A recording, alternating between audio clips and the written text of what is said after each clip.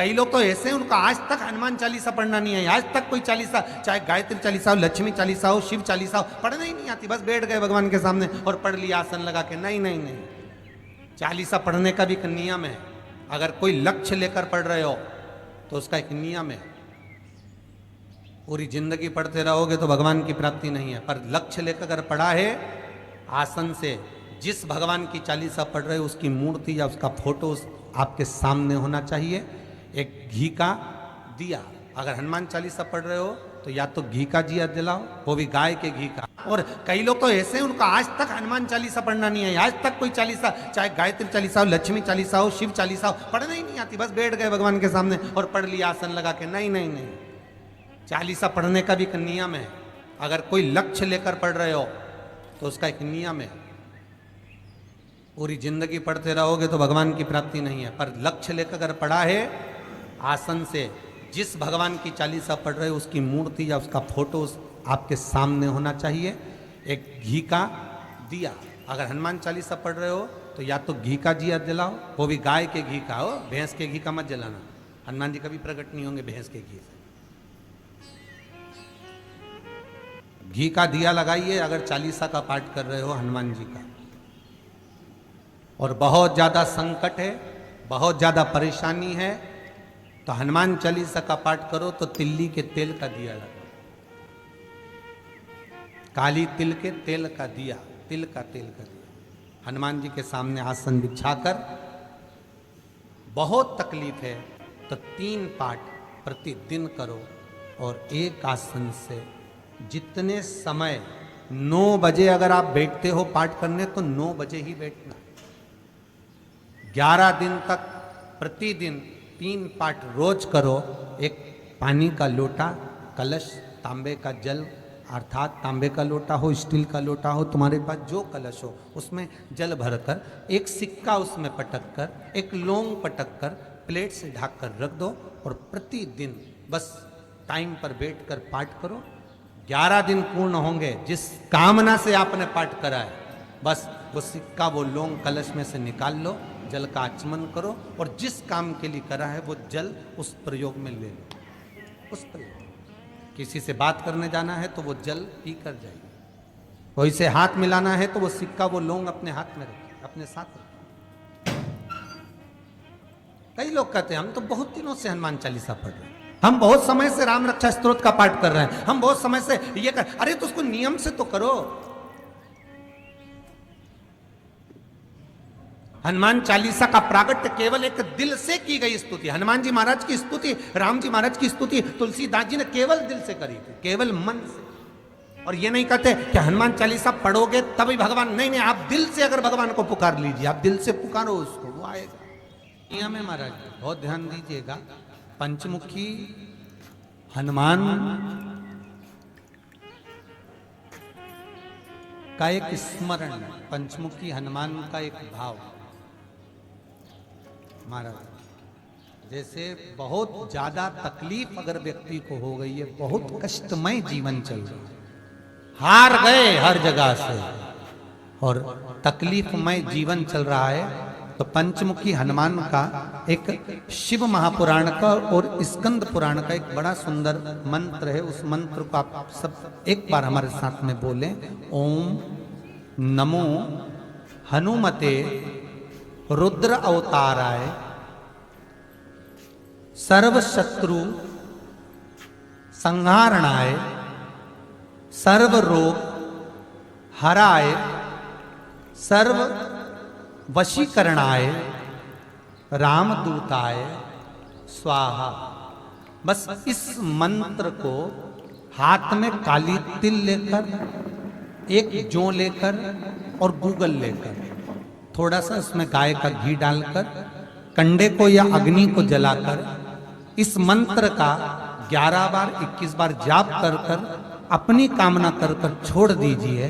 कैसा भी रोग हो, बीमारी हो, कष्ट हो, दुख हो, तकलीफ हो, 21 दिन के अंदर वो आनंद आना प्रारंभ कर देता है।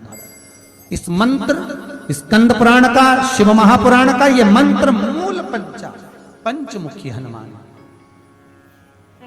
सुख देंगे। और एक और चीज याद रखिए महाराज, यदि कोई काम के लिए जा रहे हो, कोई व्यापार के लिए जा रहे हो या नौकरी करने के लिए जा रहे हो और लगी नहीं रही, बहुत तकलीफ पा रहे हो, सर्विस ही नहीं लग रही, बहुत कष्टमय हो गया, तो निवेदन करूंगा 5 पीपल के पत्ते पर बेसन के 5 लड्डू घर में बने हुए गाय के घी के 5 लड्डू रख लो। उस लड्डू के बीचों बीच एक आटे का दिया और उसमें तिल्ली का तेल डालकर इसी मंत्र का प्रयोग कर कर पंचमुखी हनुमान का किसी भी हनुमान के मंदिर में जाकर, दक्षिण मुखी हनुमान के मंदिर में जाकर उसको रख कर आ जाइए। इसके बाद आप उस काम के लिए जाइए, आपका काम सफल हो जाएगा। आपको किसी को नहीं कहना पड़ेगा कि हाथ जोड़ना नहीं पड़ेगा, किसी के पांव नहीं पड़ना पड़ेंगे, तुरंत काम होगा। बस इस मंत्र का स्मरण कर कर पंचमुखी हनुमान का भूतेश्वर जो मंत्र है वो सुख देने वाला, आनंद देने वाला, सहज नहीं महाराज, सुख की खान है, आनंद की राशियां में महाराज आप कोई बहुत बड़ा काम करने जा रहे हो, बहुत बड़ा यज्ञ अनुष्ठान, विवाह, शादी आदि फंक्शन करने जा रहे हो, 4 दिन 8 दिन के लिए आप घर से बाहर जा रहे हो और आपको लगता है कि घर में ताला कैसे लगाएं, तो निवेदन है एक तांबे के कलश में जल भर लीजिए और जल भरकर उसमें थोड़ी सी काली तिल डाल दीजिए, भूतेश्वर शिव का नाम लेकर। कौन से शिव का? भूतेश्वर, शमशानवासी भूतेश्वर शिव का नाम लेकर काली तिल डाल दीजिए, कलश को प्लेट से ढक दीजिए, घर के किसी भी भाग में उसको रख दीजिए। उसके बाद आप चले जाए। किसी की सामर्थ्यता नहीं है कि उस घर में कोई पांव रखे, किसी की सामर्थ्यता नहीं है। और अगर कोई भूले से पांव भी रख दिया तो 22 दिन या 21 दिन के अंदर उसको, जैसे लोगों को हवा आती है बस उसको चक्कर आना चालू हो, बाल खोल खोल के घुमा मिलेगा। शास्त्र प्रमाण करता है हमारा भूतेश्वर शिव। ये कलश जो होता है ना, जल का जो पात्र होता है, ये साधारण नहीं होता, सहज नहीं होता महाराज। जैसे आज आपने मेरी लाज रखी, रक्षा करी और किसी को आने नहीं दिया, विनती स्वीकार करना। आपका जल पात्र भूतेश्वर के नाम से काली तिल से जहां रखा जाए उस गृह में कोई प्रवेश ना कर पाए। शिव जी ने वचन दे दिया, मेरी चंडियां 64 योगनियां, डाकनी, पिशाचनी, चुड़ैल और भूत इस कलश के विराजमान होते ही सर्वस्व फैल जाते हैं, फिर अंदर कोई नहीं आ सकता, अंदर प्रवेश नहीं हो सकता। लगे तो उन्होंने हनुमान जी से कहा कि तुम क्या चाहते हो? हनुमान जी बोले मेरे को जाना है, क्योंकि जहां राम वहां हनुमान। हनुमान जी जब कहने लगे कि मेरे को जाना है, तो राम जी महाराज बोले नहीं नहीं हनुमान, तुझे सबसे ज्यादा प्रिय क्या है? तो कह राम। तो हनुमान तू कह रहा है सबसे ज्यादा प्रिय है राम, प्रिय है, तो एक बार जिस समय देवऋषि नारद का अपमान हुआ, विश्वामित्र बाबा का अपमान हुआ, उस समय पर एक राजा ने जब अपमान करा तो तूने उसको राम नाम लिखकर एक जगह पर बिठा दिया और कहा कि तू राम नाम जपते रहे। उसने राम नाम जपा। तब हनुमान याद कर, मेरे सम्मुख में तू खड़ा था और युद्ध होने वाला था, तो तूने क्या कहा था? प्रभु आप इसको मार नहीं सकते क्योंकि ये आपका नाम ले रहा है, राम से बड़ा होता है राम का नाम, आप इसे मार नहीं सकते। तब आपने ये संवाद कहा था, हनुमान बता तेरी प्रियता क्या है? हनुमान जी कहते हैं प्रभु आपने मुझे जगा दिया, क्योंकि मुझे श्राप ये मिला था कि तू जागेगा किसी के जगाने पर, आपने मुझे जगा दिया, इसलिए है नाथ अब मैं जाना नहीं चाहता, सत्संग करना चाहता।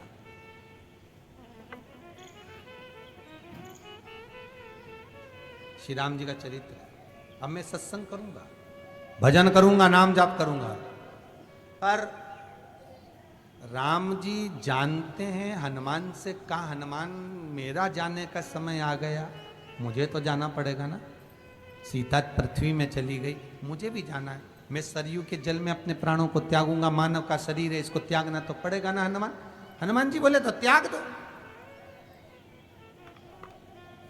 त्यागने में क्या दिक्कत है, त्यागो आप तो। पर दिक्कत एक बहुत बड़ी है। तो राम जी ने जैसी कहा दिक्कत बहुत बड़ी है, तो हनुमान जी पूछे ऐसी कौन सी दिक्कत है? हनुमान जी के शब्द सुने तो राम जी बोले, जब जिस समय पर तुम सूर्य को निगल गए थे, इंद्र को क्रोध आया था और इंद्र ने तुम पर वज्र का जब प्रहार करा था, जब वज्र का प्रहार इंद्र ने करा तब तुम्हारा नाम हनुमान हुआ। तब सारे देवी देवताओं ने तुम्हें वर प्रदान करा। उस जगह पर यमराज भी खड़ा था, तो यमराज ने तुम्हें वर दिया था कि जहां हनुमान होगा वहां यमराज नहीं होगा। अब दिक्कत यह है कि मुझे प्राण त्यागना है और तू मुझे 1 मिनट के लिए नहीं छोड़े, तो यमराज आएगा कैसे?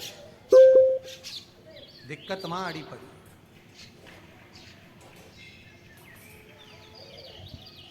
हनुमान जी मुस्कुरा के बोले राम जी महाराज से, प्रभु मैं आपके बिना रह नहीं सकता। तो राम जी बोले, मैं भी जानता हूं कि तू मेरे बिना नहीं रह सकता, पर एक काम तो कर सकता है ना। क्या?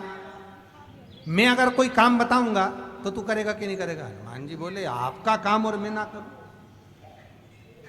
ऐसा कभी हुआ है? जरूर करूंगा। ठीक है। बस अब राम जी महाराज ने सोच लिया कि हनुमान को जाने से पहले काम पर लगा। अब वो कौन सा काम था? बोलो रे भाई। हनुमान जी को कहाँ काम पर लगाया राम जी ने? किस जगह पर काम पर लगाया? अरे सभी ने रामचरितमानस सुनी है, खूब सुनी, जल्दी बताओ।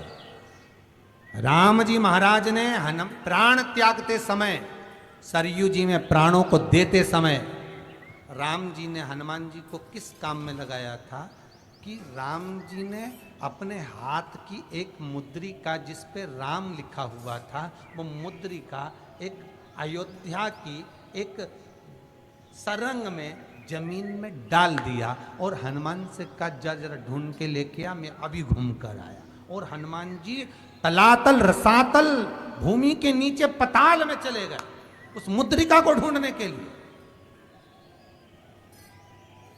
जिस पे राम लिखा है। और हनुमान जी पूछते भी जा रहे, राम कहाँ है? राम की मुद्रिका पड़ी थी, राम की अंगूठी है। अब राम का ही सत्संग करते करते जा रहे और राम जी चले गए सरयू, क्योंकि हनुमान अगर होगा तो यमराज नहीं आ सकता। हनुमान को यहां से हटाना पड़ेगा, तब यमराज लेने के लिए आ सकता। तब यम आए, और क्योंकि यम अपने नियम को धारण करेगा, चाहे कृष्ण हो चाहे राम। वही बात फिर याद कर लीजिए, अच्छा कर्म करिए, कर्म का दंड तो भगवान को भी भोगना पड़ता है। अगर कोई अदालत में केस चल रहा है, बहुत बड़ी समस्या में आप पड़ गए, बहुत बड़ा टेंशन बिल्कुल आकर खड़ा हो गया है, तो चंदन, एक लाल चंदन बाजार में मिलता है, पूजन वालों के यहाँ पूछना, लाल चंदन आता है। वो लाल चंदन को घिस कर उसमें थोड़ा सा तिल्ली का तेल डालकर महाराज हाथ में चंदन को लेकर शिवलिंग पर लगाएं और बड़ के पेड़ के नीचे, बड़ के जड़ में जाकर बटकेश्वर महादेव का नाम लेकर उस चंदन को लगाएं। उसी चंदन का हाथ किसी रुमाल पर लगा लीजिए और उस रुमाल को जेब में रखकर, कोई बहुत ज़्यादा दिक्कत और परेशानी है उस स्थान पर उसको लेकर बैठ जाइए, मन को भी शांति होगी, कार्य भी सफल होगा और सफलता प्राप्त होगी। बस तुमरुका जी का नाम का उसमें स्मरण करना है, कोई सहज नाम नहीं है। फिर निवेदन करूंगा, नारी अगर बच्चे को जन्म देती है और बच्चा 4 महीना 6 महीने तक गर्भ में रहता है, उसके बाद अवर्षण हो जाता है, तो एक नारियल पर, श्रीफल पर स्त्री के हाइट की मोली, मोली मतलब नाड़ा जो हाथ में बांधते हैं, लच्छा, उसको नाप लीजिए और तुमरुका जी का नाम लेकर उस नारियल पर लपेट कर अपना नाम और गोत्र बोलकर शंकर जी के शिवलिंग के पास में जो जलाधारी होती है चारों तरफ, शिवलिंग के पास में वहां रख दी। शिव के शिवलिंग का स्पर्श करिए, एक बेलपत्र उठाकर मंदिर की चौखट पर खा लो, तुमरुका जी का नाम लेकर। महाराज, होने वाला जो बच्चा है वो पूर्ण होगा, बीच में अवर्षण नहीं होगा, बच्चा समाप्त नहीं होगा महाराज, और स्वस्थ उत्पन्न होगा। ये तुमरुका जी का नाम जीवन में सुख की अनुभूति कराने वाला, आनंद की अनुभूति, सहज नहीं है, शंकर का अनुमोदन, शिव का स्मरण, स्वयं शंकर और पार्वती भगवान आनंद के साथ में चलते। और कई ऐसी हैं जिन्होंने बांधी और तो नहीं हुई है, तो उसके लिए भी ध्यान रखिए। 18 साल हो जाएं।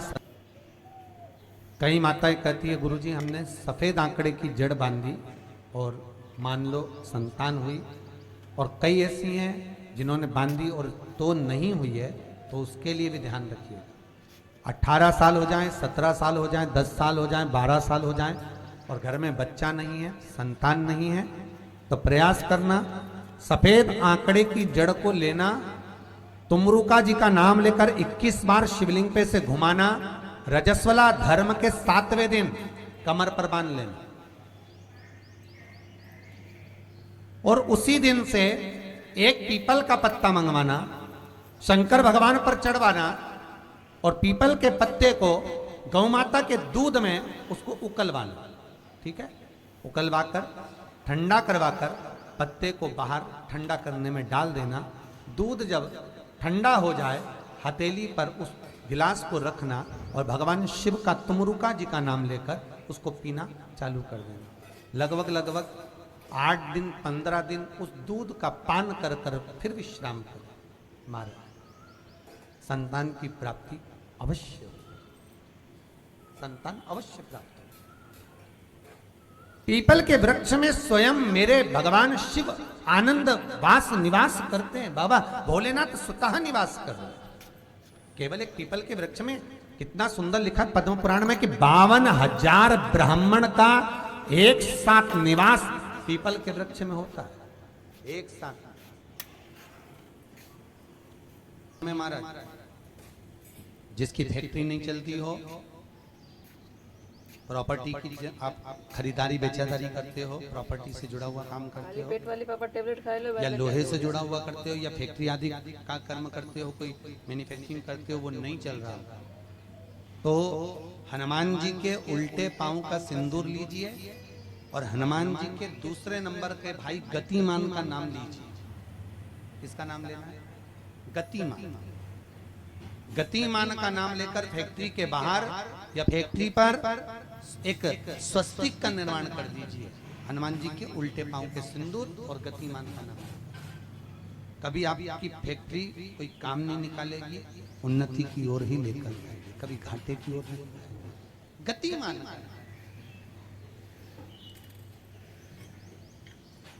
रतिमान, केतुमान, मतिमान, ये जितने भी नाम है हनुमान जी के भाइयों के, ये सब कल्याण करते, एक एक नाम कल्याण करते हमारे। एक यदि बच्चे को सर्दी ज्यादा होती है, निमोनिया ज्यादा होता हो, ठंडा का कोटा ज्यादा रहता हो, तो पीपल के 5 पत्ते महाराज उस पे घृत लगाकर हनुमान जी के तीसरे नंबर के भाई व्रतिमान का नाम लेकर, व्रतिमान का नाम लेकर बच्चे की छाती पर एक वस्त्र से उसको बांध दीजिए, रात्रि भर बंधे रहने दीजिए महाराज। तो बस एक बार बांधना है, उसके बाद सर्दी का कोटा नहीं रहता, बच्चा स्वस्थ अपने आप। हनुमान जी महाराज के जितने भी भाई हैं सबका आनंद सुख चरणारविंद। अगर किसी पति पत्नी में झगड़ा चल रहा हो, प्रेम नहीं बढ़ रहा हो, बहुत क्लेश हुई और अदालत में बात पहुंच गई, तलाक होने वाला है, तो भी गतिमान का नाम लेकर हनुमान जी के मंदिर में एक ध्वजा लगा दी जाती है और उस पर ध्वजा पर स्वस्तिक बना दिया जाता है गतिमान का नाम लेकर। तो पति पत्नी का प्रेम वापिस बढ़ जाता है और तलाक नहीं होता है महाराज। जिसका तलाक नहीं चाहिए, अगर मन से सोच के बैठे कि तलाक चाहिए तो मत करो, पर नहीं चाहिए, प्रेम बढ़ाना है, उसके लिए गतिमान। तो अपना कोई पैसा अटक जाता है, कोई कार्य अटक जाता है, कोई फाइल अटक जाती है, कोई काम नहीं होता, तो 5 जगह पर जल चढ़ाना प्रारंभ कर देते। पहला, ये शिवलिंग जलाधारी, बीच में अशोक सुंदरी का स्थान, 5 जगह पर हम जल चढ़ाना प्रारंभ कर देते जब कोई काम अटकता। पहला गणेश जी के स्थान, दूसरा षडानंद कार्तिकेय का स्थान, तीसरे नंबर पर अशोक सुंदरी का स्थान, चौथे नंबर पर जलाधारी के चारों तरफ और 5वां शिवलिंग का स्थान। जब हम यहाँ से जल चढ़ाना चालू करते हैं, फिर जल को यहाँ चढ़ाते हैं, फिर मध्य चढ़ाते हैं, फिर जलाधारी पर चढ़ाते हैं, उसके बाद शिवलिंग पर हम जल चढ़ाते हैं और धीरे धीरे जल चढ़ाकर अपनी जब कामना करते हैं, कितना भी कहीं पर भी पैसा अगर अटका होता है, 3-4 महीना अगर लगातार रोज जल चढ़ा है तो बाबा रास्ता खोज ही देता है, वो आता ही। हनुमान जी के एक भाई का नाम है गतिमान। क्या नाम है? गतिमान। कभी स्कंद पुराण अगर पढ़े तो रामेश्वर में, रामेश्वर धाम की स्थापना में हनुमान जी का वर्णन पूरा है। कभी मौका लगे तो आप श्रवण करना स्कंद पुराण। तो उसमें हनुमान जी के भाई गतिमान का व्याख्यान लिखा हुआ। अगर कोई व्यापार, व्यवसाय या कोई गाड़ी या कोई फैक्ट्री, जो लोहे का काम करने वाले हैं, जिनकी फैक्ट्रियां चल रही हो, वाहन का कोई गाड़ी लाके एक्सीडेंट हो जाता है, कोई पकड़ लेता है, कोई चक्कर आ जाता है, कुछ ना कुछ प्रॉब्लम, अगर लोहे से जुड़ी हुई फैक्ट्री हो, व्यापार हो, व्यवसाय हो, गाड़ी हो, घोड़ा हो, उसमें तकलीफ आ रही हो, कि उल्टे पांव का सिंदूर लाकर गाड़ी पर या फैक्ट्री पर स्वस्तिक बना दिया जाए और गतिमान का नाम लेकर बनाया जाए, तो उस फैक्ट्री में कभी तकलीफ नहीं आ सकती, उसमें उन्नति ही बढ़ेगी। हनुमान जी के भाई गतिमान का स्मरण कर, गतिमान, यहां तक गतिमान का स्मरण किया गया है। पंचमुखी हनुमान का एक स्मरण, पंचमुखी हनुमान का एक भाव हमारा, जैसे बहुत ज्यादा तकलीफ अगर व्यक्ति को हो गई है, बहुत कष्टमय जीवन चल रहा है, हार गए हर जगह से और तकलीफमय जीवन चल रहा है, तो पंचमुखी हनुमान का एक शिव महापुराण का और स्कंद पुराण का एक बड़ा सुंदर मंत्र है। उस मंत्र को आप सब एक बार हमारे साथ में बोलें। ओम नमो हनुमते रुद्र अवताराय सर्व शत्रु संहारणाय सर्व रोग हराय सर्व वशीकरणाय रामदूताय स्वाहा। बस इस मंत्र को हाथ में काली तिल लेकर, एक जौ लेकर और गूगल लेकर, थोड़ा सा इसमें गाय का घी डालकर, कंडे को या अग्नि को जलाकर इस मंत्र का 11 बार 21 बार जाप कर कर अपनी कामना कर कर छोड़ दीजिए। कैसा भी रोग हो, बीमारी हो, कष्ट हो, दुख हो, तकलीफ हो, 21 दिन के अंदर वो आनंद आना प्रारंभ कर देता है। इस मंत्र, स्कंद पुराण का, शिव महापुराण का ये मंत्र मूल पंचमुखी हनुमान सुख देंगे। और एक और चीज याद रखिए हमारा, यदि कोई काम के लिए जा रहे हो, कोई व्यापार के लिए जा रहे हो या नौकरी करने के लिए जा रहे हो और लगी नहीं रही, बहुत तकलीफ पा रहे हो, सर्विस ही नहीं लग रही, बहुत कष्टमय हो गया, तो निवेदन करूंगा 5 पीपल के पत्ते पर बेसन के 5 लड्डू घर में बने हुए, गाय के घी के 5 लड्डू रख लो, उस लड्डू के बीचों बीच एक आटे का दिया और उसमें तिल्ली का तेल डालकर इसी मंत्र का प्रयोग कर कर पंचमुखी हनुमान का किसी भी हनुमान के मंदिर में जाकर, दक्षिण मुखी हनुमान के मंदिर में जाकर उसको रख कर आ जाइए। इसके बाद आप उस काम के लिए आपको किसी को नहीं कहना पड़ेगा कि हाथ जोड़ना नहीं पड़ेगा, किसी के पांव नहीं पड़ना पड़ेंगे, तुरंत काम होगा।